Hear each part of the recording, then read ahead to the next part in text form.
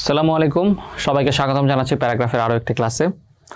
আজকের প্যারাগ্রাফে আমরা আবার নতুন কিছু প্যারাগ্রাফ শিখবো, যেগুলো আমরা হয়তো বইয়ে আমাদের পাঠ্য বইয়ে পাবো না, কিন্তু খুবই গুরুত্বপূর্ণ। যেমন রেমিটেন্স।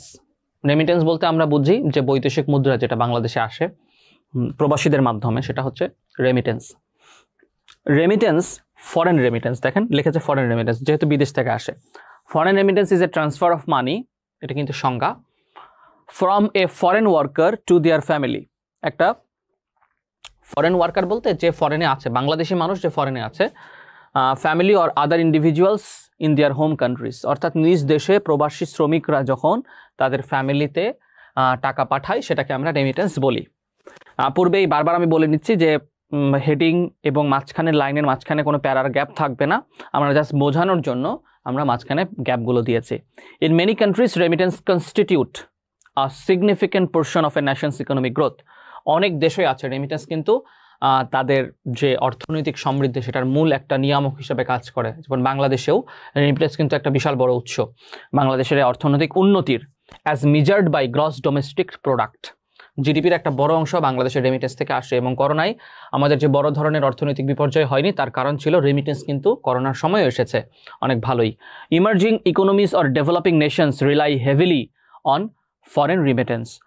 যে ডেভেলপিং কান্ট্রিগুলো আছে, বাংলাদেশের পাশাপাশি আরও যে ডেভেলপিং কান্ট্রি, শ্রীলঙ্কা, আমরা দেখেছি ইন্ডিয়া, তারাও কিন্তু রেমিটেন্সের উপরে, পাকিস্তান অনেক বেশি নির্ভরশীল।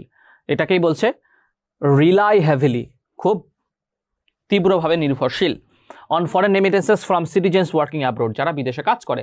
বাংলাদেশের শ্রমিকরা পুরো বিশ্বে ছড়িয়ে আছেন, মধ্যপ্রাচ্যে আছেন, আমেরিকাতে আছেন।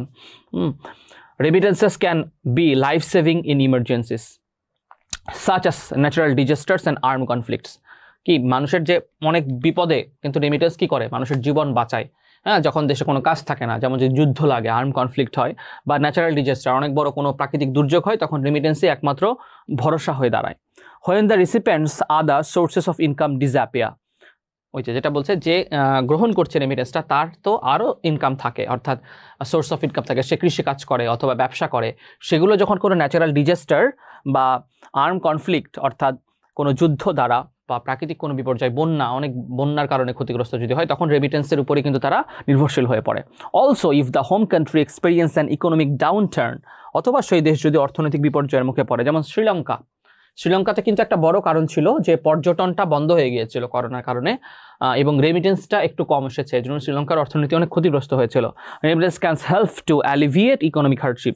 এখন শ্রীলঙ্কার যে নাগরিকরা বিদেশে থাকেন, তারা যদি হিউজ পরিমাণ টাকা আবার পাঠাতে শুরু করেন, কিছুটা হলেও শ্রীলঙ্কা কিন্তু সেটা সামাল দিতে পারবে, একটা ভূমিকা রাখবে। পরেরটা 5G, ফিফথ জেনারেশন। জিতে বলে কি জেনারেশন। এখন আমরা 4Gর যুগে এতদিন ছিলাম, 4G আমরা বলি যে গ্রামীণ phone 4G, Bangla link 4G, কিন্তু বাংলাদেশ অলরেডি 5Gর যুগে প্রবেশ করেছে, এবং 50টা দেশ, অলরেডি 60টা দেশ পৃথিবীতে 5Gর যুগে আছে, বাংলাদেশ তার মধ্যে একটা। যদিও কমার্শিয়ালি বাংলাদেশে এখনও 5G চালু হয়নি, অর্থাৎ সরকারি কোম্পানি টেলিটকে শুধুমাত্র 5G বর্তমানে তারা সুবিধা দিচ্ছে দেশের একদম লিমিটেড কয়েকটা জায়গায়, ঢাকা শহরের। এটাই আমরা দেখবো আজকে 5G বলতে কি বোঝায়। যদিও পৃথিবীর অনেক দেশে ইতিমধ্যে কমার্শিয়ালি 5G উন্নত দেশগুলোতে চলছে। The first commercial 5G network in the country came online 12 December 2021, 2021 সালের 12 ডিসেম্বর দেশে প্রথম বাণিজ্যিকভাবে 5G উদ্বোধন করা হয়। Rolled out by Teletalk Bangladesh Limited with technical support from Huawei।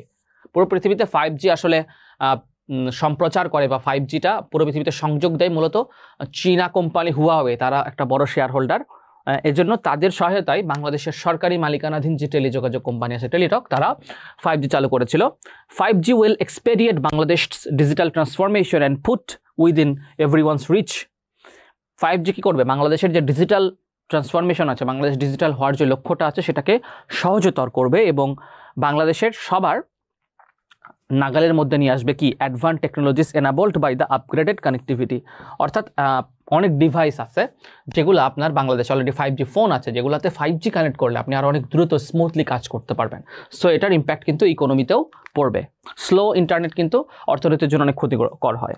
Initially, প্রাথমিকভাবে যেটা বলছিলাম, অল্প কয়েকটা জায়গায় আছে 5G network will be available in 6 location around the Bangladesh secretariat. মাত্র 6টা জায়গায় 5G দেওয়া হচ্ছে। একটা হচ্ছে বাংলাদেশের সচিবালয়, দ্য ন্যাশনাল পার্লামেন্ট এরিয়া, বাংলাদেশের জাতীয় সংসদ ভবনের আশেপাশে দ্য প্রাইম মিনিস্টার অফিস, প্রধানমন্ত্রীর যে কার্যালয় আছে সেখানে আগারগাঁওয়ে, the Bangabandhu memorial museum, Bangabandhu memorial মিউজিয়ামে, the national monument in Savar, জাতীয় স্মৃতিসৌধে, and the mausoleum of the father of the nations in Tungipara, এবং বঙ্গবন্ধুর যে স্মৃতিসৌধ আছে টুঙ্গিপাড়ায় যে কবর আছে সেখানে। Coverage will gradual expand to more regions of the country, এবং ধীরে ধীরে আরও অনেক জায়গায় এটা সংযোগ দেওয়া হবে, হয়তো বিভাগীয় শহরগুলোতে যাবে আগে, চিটাগং, রাজশাহী, খুলনাতে। Through the 5G connectivity Bangladesh joins more than, এটা বলেছিলাম পূর্বে আমি, 60 other countries that avail the technology. আরও 60টা দেশ ইতিমধ্যে 5G অর্জন করেছে, বাংলাদেশ সেই দলে অন্তর্ভুক্ত হলো। এটা কিন্তু একটা উন্নয়নের স্মারক। আপনার 5G না থাকলে আপনি কিন্তু একটা উন্নত দেশের তালিকায় যেতে পারবেন না। আজকের লাস্ট প্যারাগ্রাফ হচ্ছে COP26। কোপ মানে হলো কনফারেন্স অফ দ্য পার্টিস, এটা কিন্তু ফুল মিনিং আছে, এটা abbreviated form. Conference of the parties অর্থাৎ পার্টিগুলোর কনফারেন্স। 26 মানে 26 নম্বর সম্মেলন, অর্থাৎ এর আগে 25টা সম্মেলন হয়েছে, এটা 26 নম্বর সম্মেলন। তো এটা কি নিয়ে সম্মেলন এবং কেন এটা গুরুত্বপূর্ণ সেটা আমরা এই প্যারাগ্রাফে জানবো। The 2021 United Nations climate change conference, জাতিসংঘের জলবায়ু পরিবর্তন বিষয়ক সম্মেলন। তাহলে বুঝতে পারলেন COP21 কি? কোপ মানে হচ্ছে জলবায়ু পরিবর্তন বিষয়ক যে কনফারেন্সটা হয় ওটাই কোপ নামে সংক্ষেপে চেনা হয়। মোর কমনলি রেফার্ড অ্যাজ COP26, এবং এটাকে বেশি মানুষ চিনে COP26 নামে। Was the 26th United Nations climate change conference, এটা 26তম সম্মেলন, held at the SEC centre in Glasgow, স্কটল্যান্ডের গ্লাসগোতে হয়েছে। United Kingdom from 31 October to 13 November, 2021 সালের 31 অক্টোবর থেকে 13 নভেম্বর, 14 দিন ধরে সম্মেলনটা হয়েছে এবং হাজার হাজার মানুষ এখানে অংশগ্রহণ করেছিল। The president of the conference was UK cabinet minister Alok Sharma. এটার এই জলবায়ু সম্মেলনের প্রেসিডেন্ট ছিলেন ব্রিটেনের একজন মন্ত্রী, তার নাম Alok Sharma. The UN climate change conference in Glasgow ব্রট together 120 world leaders, পৃথিবীর 120 জন বিশ্ব নেতা এখানে অংশগ্রহণ করেছেন। অ্যান্ড ওভার 40,000 রেজিস্টার্ড পার্টিসিপেন্ট, 40,000-এর বেশি মানুষ এখানে অংশগ্রহণ করেছে, যাদের মধ্যে আছেন 22,274 পার্টি ডেলিগেটস, 22,274 জন পার্টি প্রতিনিধি, 14,120 অবজারভার্স, 14,124 জন পর্যবেক্ষক, অ্যান্ড 3,886 মিডিয়া রিপ্রেজেন্টেটিভ, এবং পুরো বিশ্ব থেকে 3,886 জন সাংবাদিক এখানে জয়েন করেছেন। তাহলে কত বড় কনফারেন্স। For 2 weeks the world was riveted on all facets of climate change, climate চেঞ্জের যতগুলো দিক ছিল সবগুলো নিয়ে কথা বলেছে।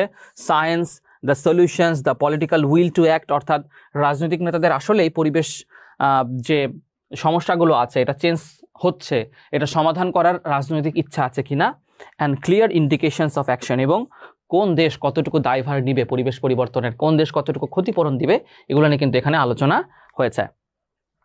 শেষ অংশ, at COP26 a remarkable achievement was the announcement from the newly established Glasgow Financial Alliances, এই যেটা বললাম ক্ষতিপূরণ দেওয়ার জন্য, এবং পুরো পৃথিবীকে নেট জিরো, দেখুন নেট জিরো মানে হচ্ছে পুরো পৃথিবীর কার্বন ইমিশন, কার্বন ডাইঅক্সাইডের যে নির্গমনটা আছে এটা আর বাড়তে দিবে না পুরো পৃথিবীর দেশগুলো। এই জন্য তারা কত টাকার বাজেট করেছে দেখুন, 130 trillion of private capital, 130 trillion huge অ্যামাউন্টের টাকা তোলা হবে শুধুমাত্র পরিবেশকে বিপর্যয়ের হাত থেকে রক্ষা করার জন্য, to accelerate the transition to a net zero economy, net zero ইকোনমির দিকে যাওয়ার জন্য। In this conference prime minister of Bangladesh placed 4 points, বাংলাদেশের প্রধানমন্ত্রী 4 দফা দিয়েছেন, suggestion for mitigating effect of climate change, এবং ক্লাইমেট চেঞ্জের যে ইফেক্টগুলো আছে সেখানটা কীভাবে কমানো যায় এটা নিয়ে তিনি বক্তব্য এখানে দিয়েছেন। সো গুরুত্বপূর্ণ 3টা প্যারাগ্রাফ শেষ, আবার দেখা হচ্ছে আপনাদের সঙ্গে নেক্সট ক্লাসে। আল্লাহ হাফেজ।